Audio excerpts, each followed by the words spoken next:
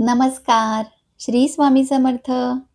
पुन्हा एकदा आजच्या नवीन व्हिडिओमध्ये सगळ्यांचं मनापासून स्वागत करते स्वामी सानिध्याच्या या नवीन व्हिडिओमध्ये. दीप अमावस्येला लहान मुलांसाठी हा एक उपाय खूप छान असा दीर्घायुष्य आणि चांगलं आरोग्य देणारा ठरणार आहे.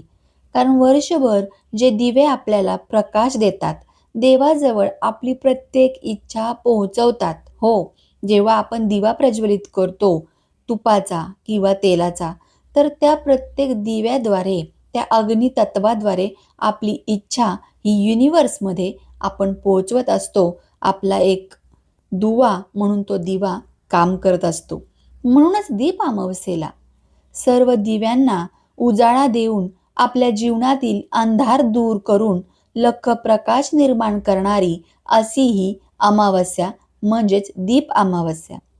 अनेक जण याला गतहरी अमावस्या असं म्हणतात, पण काही ठिकाणी याचा संक्षिप्त लोप म्हणजे गटारी अमावस्या असं बोललं जातं. पण थोडक्यात ही दीप अमावस्या आहे, जी आपल्या जीवनातील अंधार दूर करून आपल्याला प्रकाशमय वातावरणात पुढच्या मार्गामध्ये प्रकाश दाखवण्याचं काम करते. चला तर मग आजच्या नवीन व्हिडिओमध्ये आज आपण पाहणार आहोत की काय आहे अशा गोष्टी की ज्याला या गोष्टींमुळे हे महत्त्व प्राप्त झालं. पूजा कशी करायची आहे, दीप अमावस्येचे महत्त्व, कारण आषाढ अमावस्या ही खूप अशी महत्त्वाची आहे. चांगले आरोग्य जर वर्षभर हवं आहे तर आजचा दिवस चुकवू नका. प्रत्येक गृहिणीला, प्रत्येक आई-वडिलांना असं वाटतं की माझी मुलं नेहमीच सुदृढ, आरोग्यदायी आणि दीर्घायुष्य असावीत. बरोबर ना? त्यामुळेच प्रत्येकाने हा उपाय करायचा आहे. कोणालाही असं वाटणार नाही की माझ्या मुलांना चांगलं आरोग्य नको, दीर्घायुष्य नको. म्हणूनच लक्ष देऊन हा जो विषय आहे तो व्यवस्थित ऐका. आजच्या दिवशी तुम्हाला जितकं शक्य आहे तितकं जास्त घर साफ करण्याचा प्रयत्न करा, घर स्वच्छ ठेवण्याचा प्रयत्न करा. सुरुवात तुम्ही तुमच्या अन्नपूर्णा मातेच्या म्हणजेच किचनमधून करायची आहे. अन्नपूर्णा मातेचं हे ठिकाण आहे.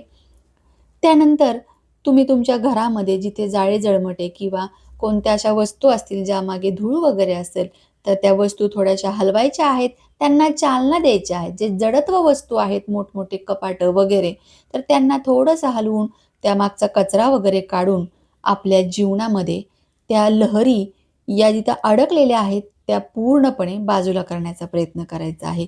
ज्यांना ज्यांना मी काय सांगत आहे हे समजलेलं आहे, त्यांनी नक्कीच मला कमेंटमध्ये सांगा. कारण एनर्जी जेव्हा ब्लॉक होते, तेव्हा ती त्या ठिकाणी निगेटिव्ह एनर्जी स्प्रेड करू लागते.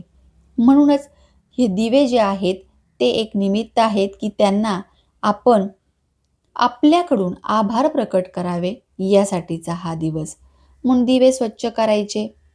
आपल्या देवघरातील जे सगळे देव आहेत ते देवारा वगैरे स्वच्छ पुसायचा. सर्व छानपैकी आवरून उंबरठा वगैरे लेपन करून रांगोळी काढून दिव्यांना घासून स्वच्छ पुसून त्यामध्ये छान वाती घालायच्या आणि मग तिळाचा तेलाचा दिवा, तुपाचा दिवा, त्याचबरोबर तुम्ही जर वापरत असाल तर मोहरीच्या तेलाचा दिवा देखील आजच्या दिवशी 3 प्रकारच्या तेलांचा दिवा हा जरूर प्रज्वलित करायचा आहे.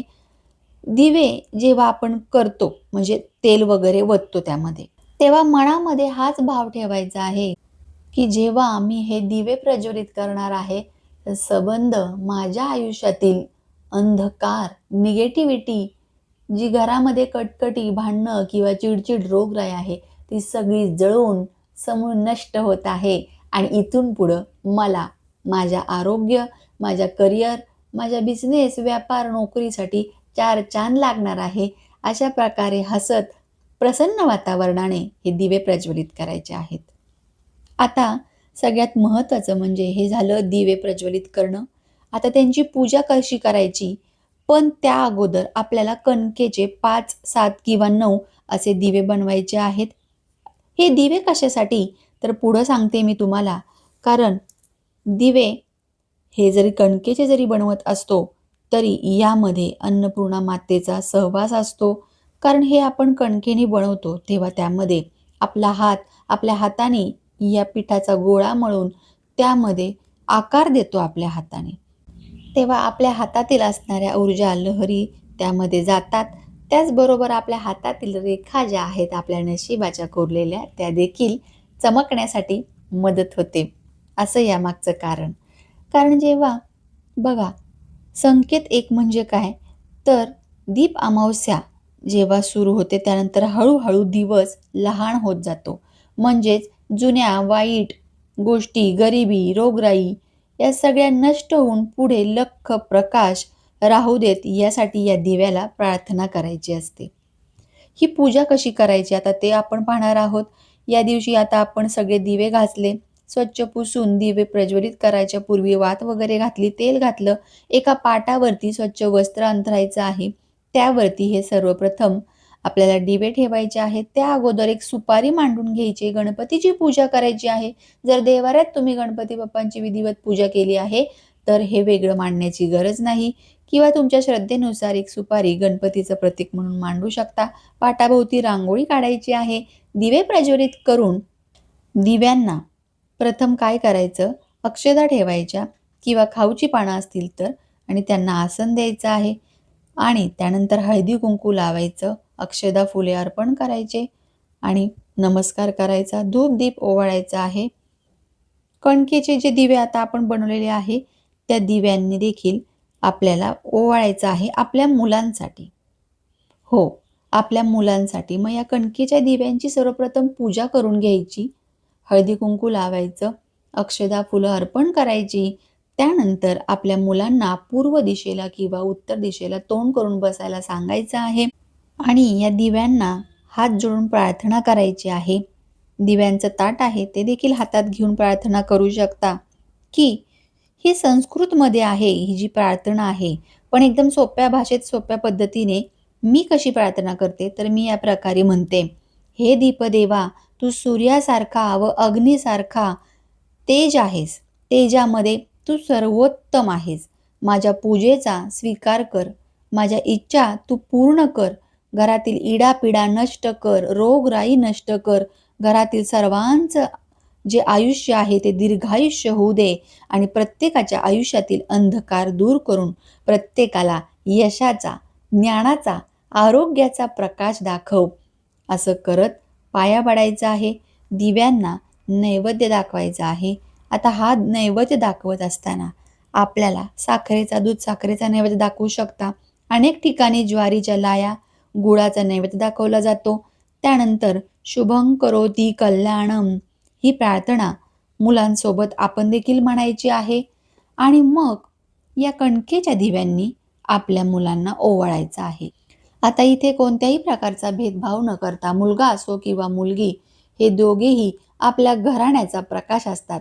म्हणून आजच्या दीप अमावस्येला माझ्या मुलांना चांगलं आरोग्य मिळत राहावे, सतत यश त्यांना मिळावं, सफलता ही नेहमीच त्यांना मिळत राहावी, कुणाचीही वाईट नजर असेल तिचा नायनाट व्हावा व प्रत्येक गोष्टीत माझ्या मुलांना यश मिळावं, त्यांच्या प्रगतीचा प्रकाश असाच या दिव्यांसारखा उजळत राहावा असं ओवाळताना मनोमन म्हणायचं आहे. लक्षात राहणार नसेल तर प्लीज लिहून घ्या. मी जे सांगितलेलं आहे ते व्यवस्थित लिहून घ्या आणि त्यानंतर हे ओवाळताना तुम्ही म्हणा, जरूर म्हणा.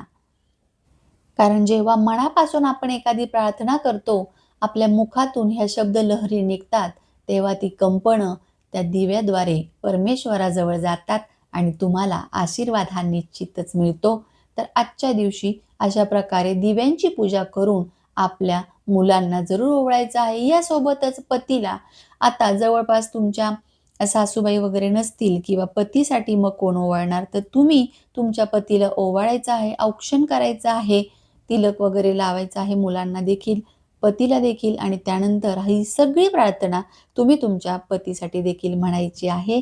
आणि त्यानंतर हे कणकेचे दिवे तुम्हाला तुमच्या अंगणामध्ये ठेवायचे आहेत तुळशीजवळ. तुळशीजवळ हे दिवे ठेवायचे आहेत. त्यानंतर आपल्या मेन डोअरमध्ये तुम्ही दिवा अजून प्रज्वलित केला नसेल तर ते ज्या दिव्यांची पूजा केली आहे त्यातील एक दिवा घेऊन मेन डोअरपाशी ठेवायचा आहे मुख्य प्रवेशद्वाराजवळ. त्यानंतर किचन आपले अन्नपूर्णा माता आहे तिथं किचनमध्ये ठेवायचं आहे. याचबरोबर आग्नेय दिशेला एक दिवा तुपाचा लावायचा आहे.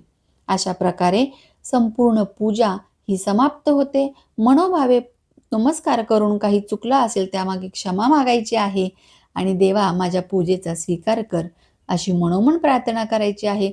तर संपूर्ण डिटेलमध्ये माहिती सांगितलेली आहे, ज्याप्रमाणे मी करते. त्यामुळे व्हिडिओ आवडलाच असेल अशी अपेक्षा नक्की करते आणि व्हिडिओला जाता-जाता एक लाईक करा. कारण तुमची लाईक करण्यामुळे अनेक जणांपर्यंत ही माहिती पोहोचायला मदत होते. कळत-नकळत तुमचा सहभाग मिळतो आणि अशाच इंटरेस्टिंग माहितीसाठी आजच सबस्क्राईब करा. जरी तुम्हाला आज माहिती महत्त्वपूर्ण वाटली नाही, तरी भविष्यात अनेक अशा गोष्टी आहेत ज्यावर आपण चर्चा करत असतो. चला तर मग पुन्हा भेटूया नवीन माहितीसोबत. तोपर्यंत सर्वांना श्री स्वामी समर्थ.